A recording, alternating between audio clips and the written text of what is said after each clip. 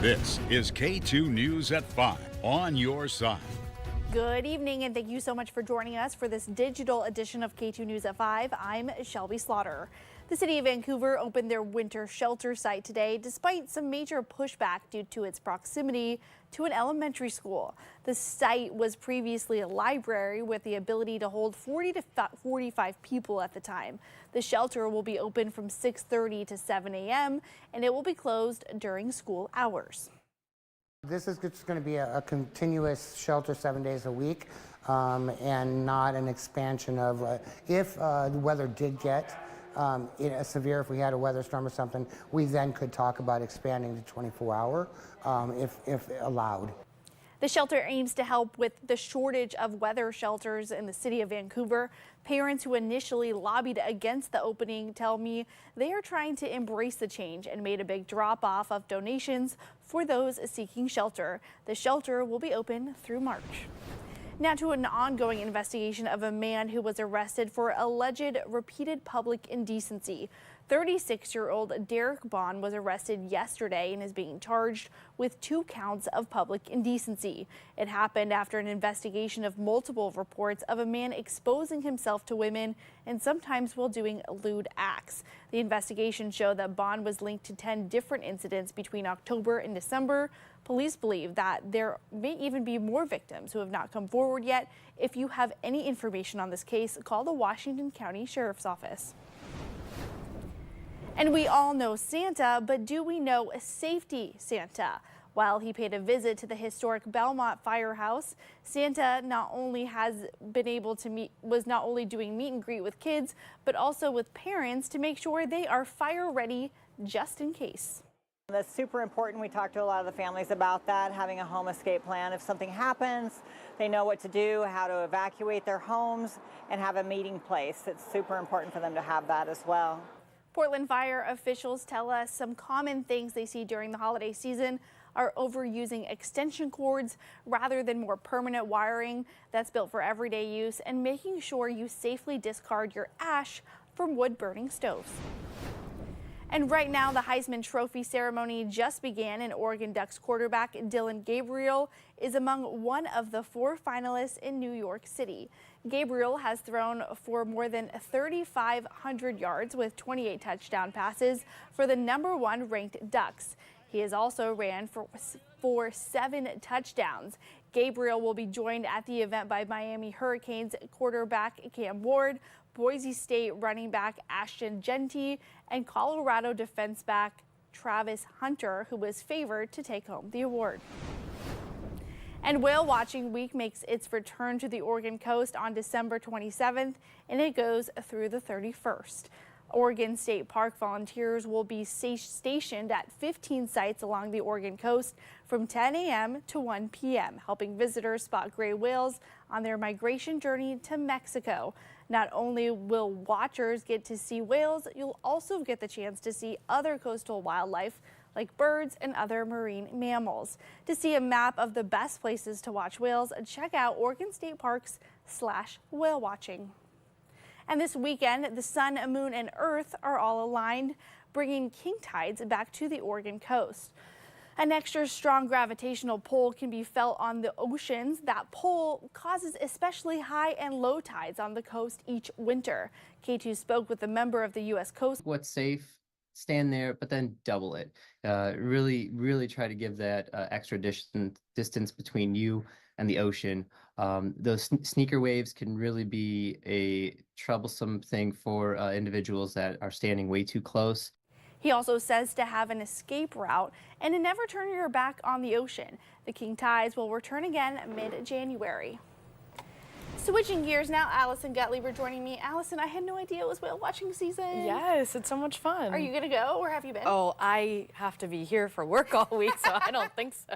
You can go, though. I want to now. Maybe that'll be my should. Christmas gift to myself. Put that on your bucket list. Well, let's talk about the weather that's going on throughout this week. We had a few of those scattered showers throughout the Portland area and all of Oregon. Now here's a look from the Stoller Family Estate camera. You can see a lot of cloud cover in there, but it is looking really really nice over in Dayton, 44 there. Lots of cloud cover. C-train camera on top of the Vancouver Library, 48 out there in Vancouver. And then a look at downtown Portland. Looks so nice when it's at night. You can see all the lights. But temperatures here in the 40 hour, and we'll continue to see a lot of cloud cover tonight. Let's talk temperatures over towards the east. 41 in Pendleton, 42 in LeGrand, 48 over in Salem, and along the coast in the 40s as well. Now, I talked about we had some of those scattered showers. You could see over towards the Cascades, still dealing with some of those light snow showers, but really a look at 5:05 right now. Scattered showers over towards the east and closer to the Cascades. As for the Portland and Vancouver area, looking really dry right now, just a bit over towards the west of that, and then along the coast, seaside down to Tillamook, some of those light rain showers. Now, the rainfall totals over the past 24 hours, we did get close to 1/10 of an inch in Portland and a little bit over 1/2 an inch in Tillamook, and then a little over towards Pendleton. But let's talk about tomorrow. Temperatures are likely going to be in the 40s along the coast. Some of us make it into the 50s like Lincoln City and even down in Newport. Afternoon highs tomorrow over in the valley. A little bit cooler for some of us. 48 in Aurora, even down to Salem. 46 in McMinnville, 45 in Scappoose. Here in Portland, we're likely in the upper 40s as well. Let's talk about the Cascades and the Gorge, because temperatures in the 40s in Hood River and even the Dalles, 30s for Welch's, 33 right around freezing in Government Camp. So really cold out there tomorrow. And then central and eastern Oregon, 45 in Pendleton, 30s for John Day and even Baker City, much cooler in Burns in the mid 30s. Now tomorrow starts Peacock Lane, and it is going to be a bit rainy out there. 41 at 6 p.m. That rain is moving in. 40 at 8 and even 10, and we have those showers sticking around. So let's start to time this out. We have showers likely as we wake up early tomorrow morning, and even the Cascades dealing with the snow showers. Then we get into later on in the afternoon, you'll start to see some dry conditions from Portland all the way down to Eugene, from the coast, even getting closer to the eastern Oregon areas. And then we have another round of showers moves in. This is pretty widespread, going from Long Beach down to Eugene, and the Cascades are still dealing with the snow showers. This will continue Sunday night into Monday before it transitions over to more scattered showers throughout Monday afternoon. But Tuesday, another rainy one likely. So look at the full 7-day forecast. Most of the days you're going to see chances for some rain. Tomorrow starts out with the showers and then the rain later on in the evening. Rain continues for Monday morning into showers in the afternoon. Both those days around 48 degrees, so a little above average. Stay above average Tuesday, Wednesday, and Thursday in the 50s. We have some chances for showers, but the end of the work week is looking more dry before the showers will return on Saturday. That's not really the white Christmas I was hoping for. I don't think you're going to see that. It feels like Arizona. Thanks, Allison. Now, the Native American Youth and Family Center had some celebrating to do today. Earlier in the day, the group unveiled its brand new sculpture named Raven's Welcome. It's located in the heart of the historic Coley neighborhood and was funded from the City of Portland and Regional Arts and Cultural Council. The artwork honors the area's cultural significance and its proximity to the life-giving river that has united communities for centuries. I have never felt emotional about art before today, and I've been doing art a little while. I've never felt so connected and so moved by community support.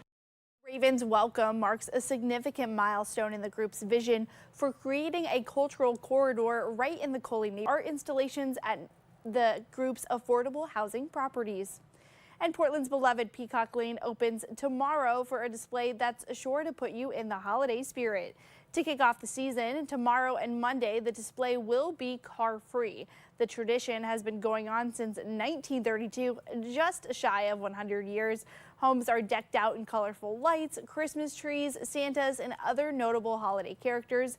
The houses will be lit until December 31st. According to deputies, the holiday season sees a rise in drunk drivers and deadly crashes. There's more travel, bad weather, and drinking at holiday parties. The Multnomah County Sheriff's Office urges people to stay safe and plan ahead before driving drunk. They also say if a friend has been drinking, take their keys and help them find a way to get home safely. The Sheriff's Office will be joining other law enforcement agencies for Operation Sober Drive 25. Focusing on safe driving and preventing serious injuries. It will last from December 31st to January 5th. And travelers are gearing up to fly for Christmas, and this holiday season is already looking busier than before. According to Port of Portland, there were 8% more travelers this past Thanksgiving than the year before. They expect more than 900,000 travelers to pass through the airport, which is 12% more than last year. The busiest days are expected to be December 27th, 30th, and 31st. PDX says to arrive early and get familiar with the new main terminal. Hello, this is Holiday Wish Line. Addie speaking. This holiday season, kids like Addie are helping to spread the Christmas cheer through Make-A-Wish.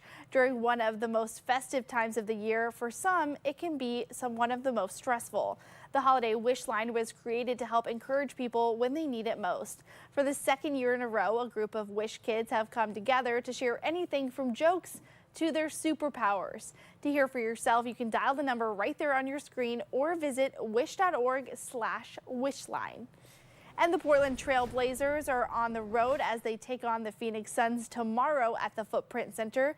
Tip-off is at 5. At home, you can watch for free on K2.2 charge on Xfinity Channel 1170. After the game, join with Danny Meringue and Joe Simons for our post-game show, the Rip City Wrap-Up. That also airs on K2.2 charge and streams live on YouTube. Thank you guys so much for joining me. I really appreciate you guys. We'll see you right back here after the game. Have a great evening.